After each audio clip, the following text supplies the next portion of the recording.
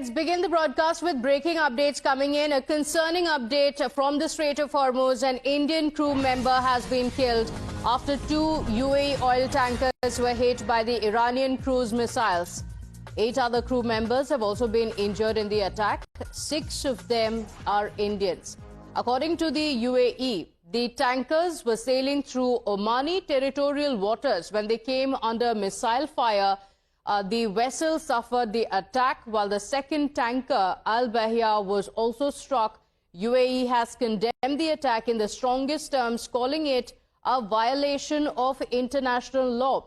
My colleague Mayank is joining us on the broadcast with the details. And Mayank, this is extremely concerning. This is also the second such incident in the last 2 days. What are the details? Does it mean that currently every vessel that is currently in the waterway can come under attack? Because many of them are also India crewed.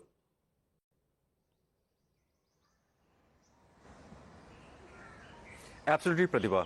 The most important point which we need to remind to our viewers and for their understanding, in the beginning when the war started and after that the movement was stopped, IRGC had been, or Iran has been saying that it is them who will be, or the IRGC is the one which will be giving permission for any kind of a movement which can be civil or merchant vessel. And they had created a corridor, and besides that, nothing could move. And that's why they are saying that anything moving out of it is actually illegal. And they are quoting the 5th point of Memorandum of Understanding, which says that safe passage which will be arranged by the Iranians, and that would be free for almost 60 days.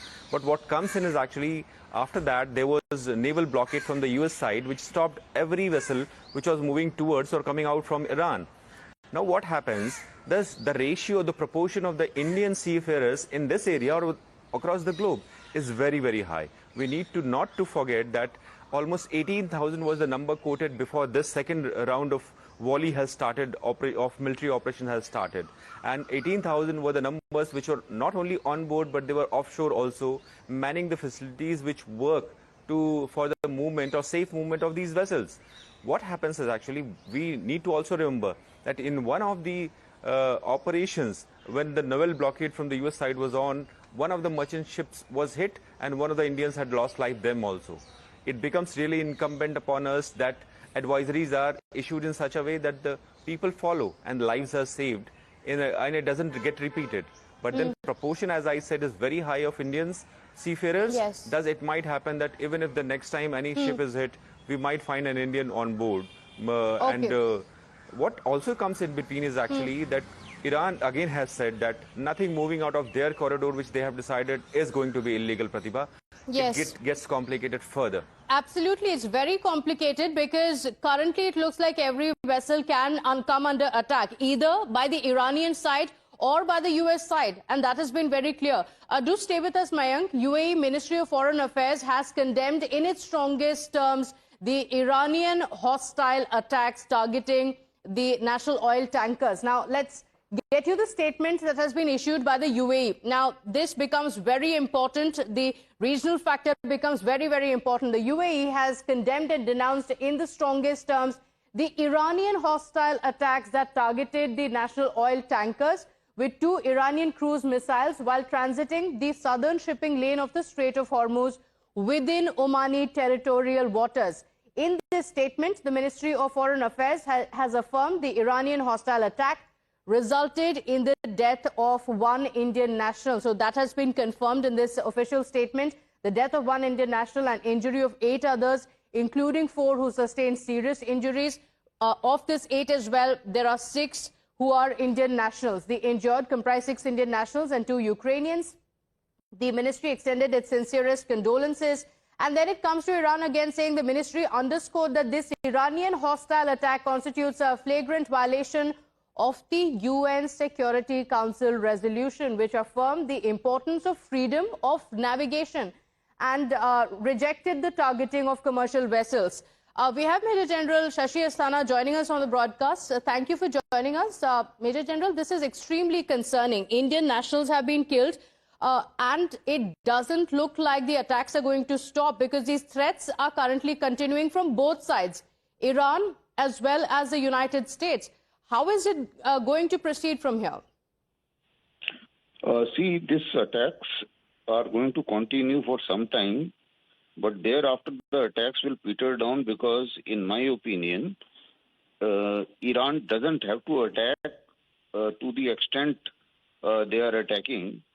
Subsequently, Iran will switch on to the asymmetric warfare, because even if they attack one or two tankers on a daily basis, it is good enough to block the Strait of Hormuz. As far as Americans are concerned, irrespective of how much they bomb Iran, they will not be able to convince the crew members of those ships and the insurers to move those tankers. So it will remain closed irrespective of how much America bombs Iran. Now there is a limit to, I don't think Iran is going to submit to America by any stretch of imagination. As far as the legality is concerned, let me be very clear. I think there is a fair amount of perception which is going wrong in media as well. See, there is something called as UNCLOS 3. That is the rule of the movement in the sea. Now, as per UNCLOS 3, America has not signed this UNCLOS 3. Iran has signed but not ratified. Okay. We have signed and ratified. As per that, for 12 nautical miles is territorial water. Yes. Now, this is what Iran is saying. Yes. That this is my territorial water, and in that territorial water, I am supposed to, if my security is threatened, I am supposed to lay down the rules of business. Yes, that claim has been made by Iran time and again. Unfortunately, we're seeing that all the vessels have come under attack. Major General, thank you for joining us. We'll have to leave it at that way. We have more breaking updates coming in. Iranian missiles have struck 2 oil tankers. That's the latest update coming in. The IRGC has defended the attack on Emirati tankers. The tankers violated the regulations. The IRGC saying that these tankers ignored repeated warnings. So the Public Relations Department of the Islamic Revolutionary Guard Corps has said that this is an attack that has been launched on 2 oil tankers. And IRGC says that these attacks on the Emirati tankers took place because they had given repeated warnings, and all of these warnings had been ignored.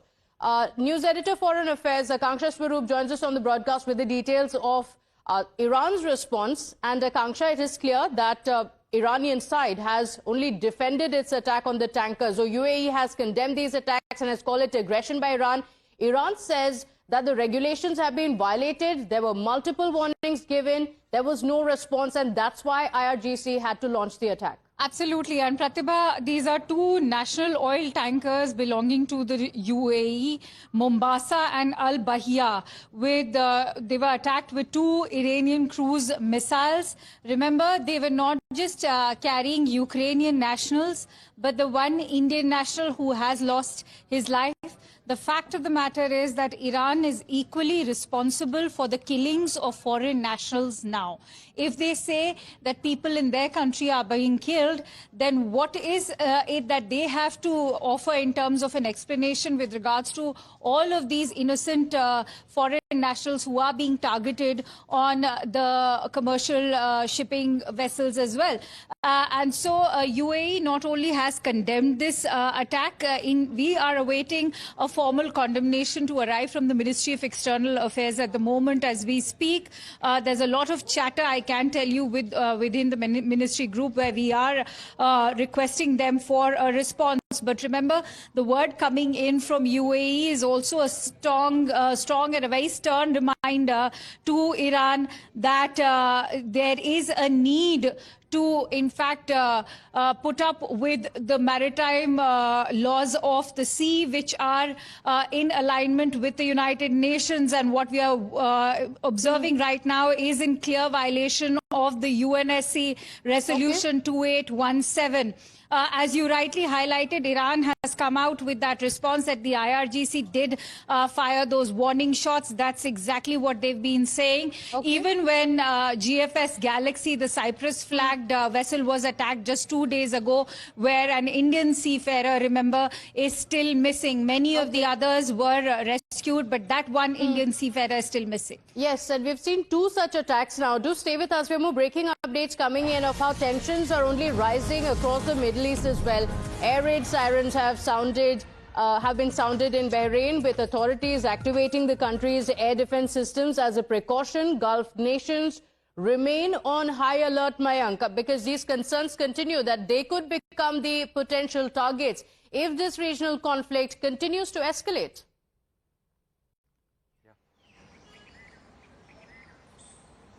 Pratibha, the tactics from the Iranian side had been, and they had always proclaimed that any air base, which is military air base of the US, which is based around the Strait of Hormuz, one, or any logistical support or administrative support or any infrastructure which is being used to launch an operation on them, will be treated like an enemy area. So what they are saying is actually it becomes legitimate for them as a defensive posture to attack those places. And this is what exactly they are doing. And by now, we have already counted almost 6 nations or 6 countries which are jutting around or which are encircling Strait of Hormuz, which have been hit. And not only the areas which are air bases, but the areas like rododomes or which are hosting radars or which are hosting some kind of facility to launch operations on the Iran had been coming under attack.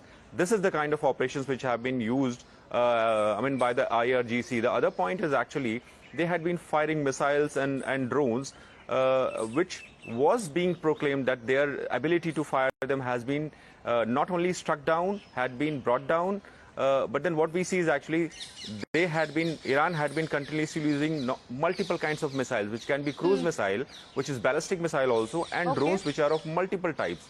Thus, it becomes really complicated, and we can understand that operations, if they continue, it can be more devastating for the coming time for the other countries in the region, Pratibha. Yes, absolutely. Stay with us. Let's also tell our viewers the targets of Iran in the last 24 to 48 hours. These are the places that have been struck. Let's tell you how US has also struck key Iranian sites, and Iran has also responded.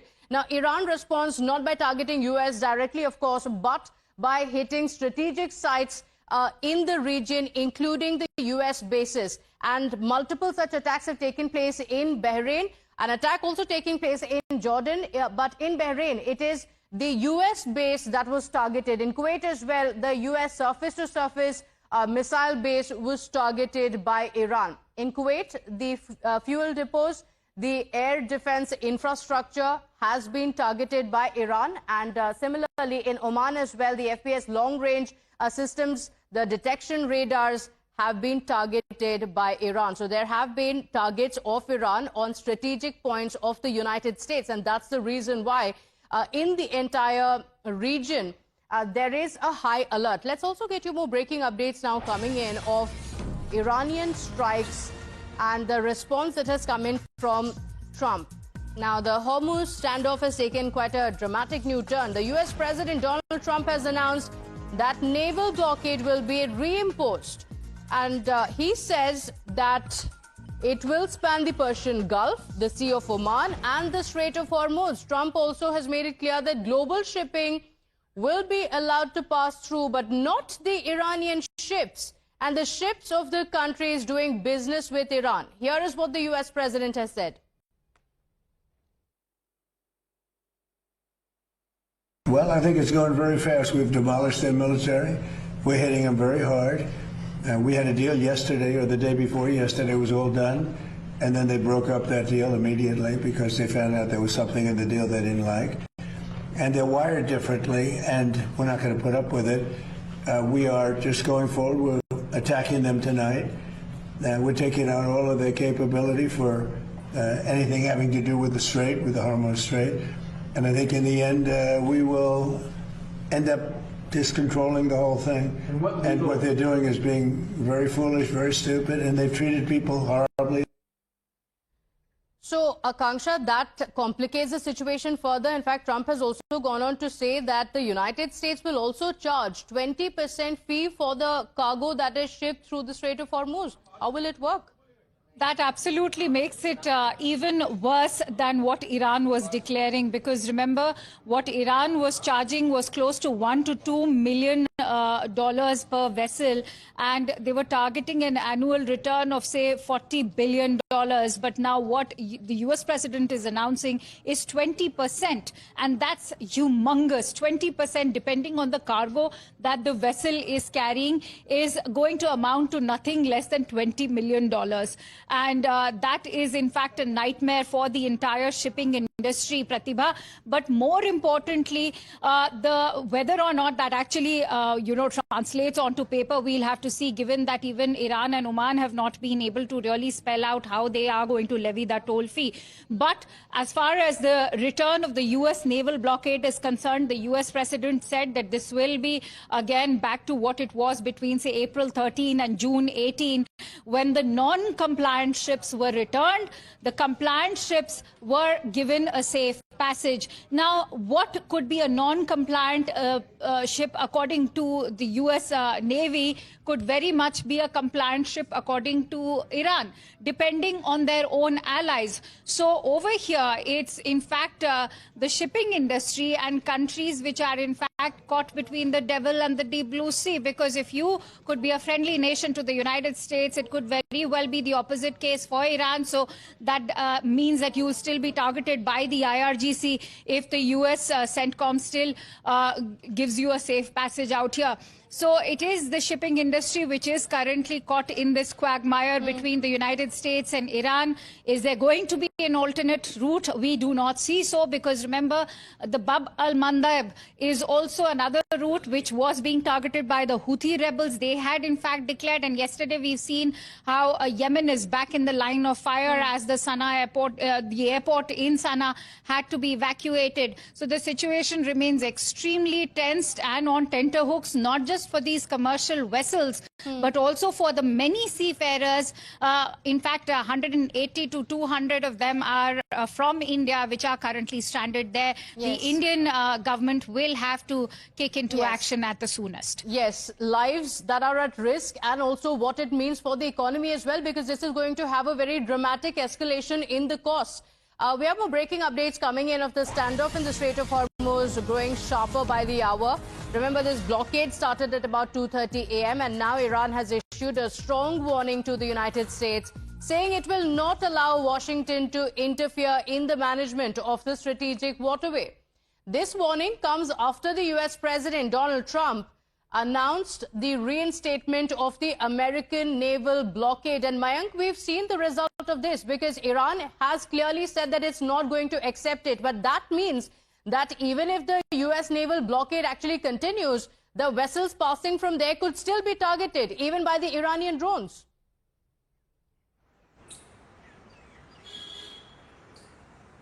Pratibha, the 2 points actually are important to understand the geography of this area. Strait of Hormuz happens to be on the deeper side of this narrow passage of water.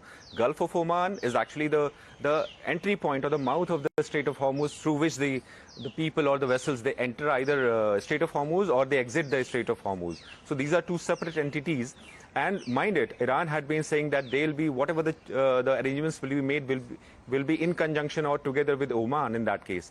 But what happens, IRGC right from the beginning has claimed that it is them who are going to control or regulate also. Thus, what they said is actually permissions will have to come from IRGC.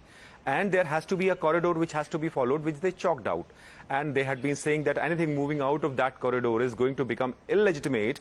Thus, they'll be firing upon them the missiles and the drones. And the missiles you saw last time was cruise missiles, which were fired, making it deadlier for the people passing through that.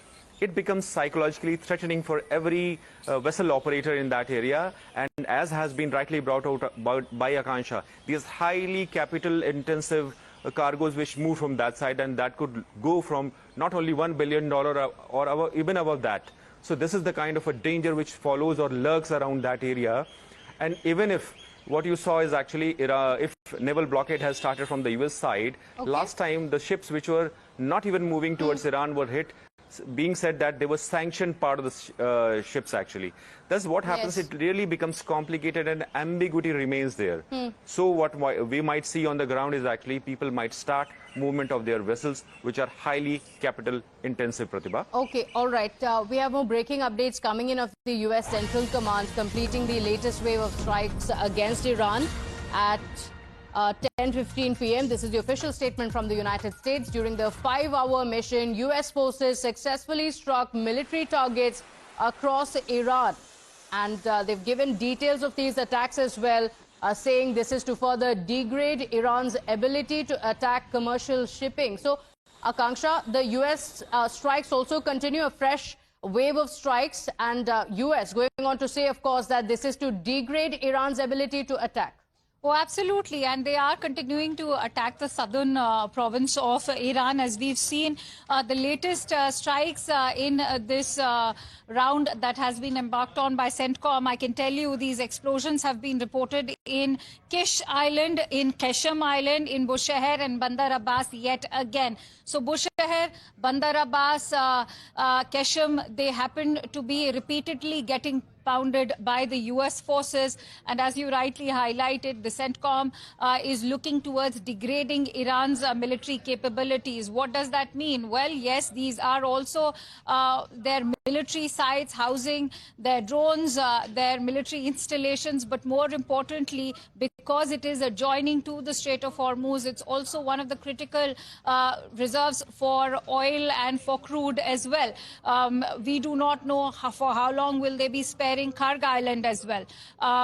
So it is a very critical time, and as much as US may want to maintain that they are degrading the military capabilities of the IRGC, the fact of the matter remains that IRGC is still very much sitting over a pile of missiles. They still have the drones and the attack prowess to go and target these shipping vessels in the Strait of Hormuz. What is the US Navy doing about IRGC's capabilities to be stopping these ships and to be attacking these seafarers? There's nothing that they can do about it, because even if they are continuing with these strikes, remember, these are strikes only in the coastal region of southern Iran, which is adjoining to the Strait of Hormuz. They've not been able to penetrate central Iran. There was, in fact, an explosion reported yesterday in central Iran.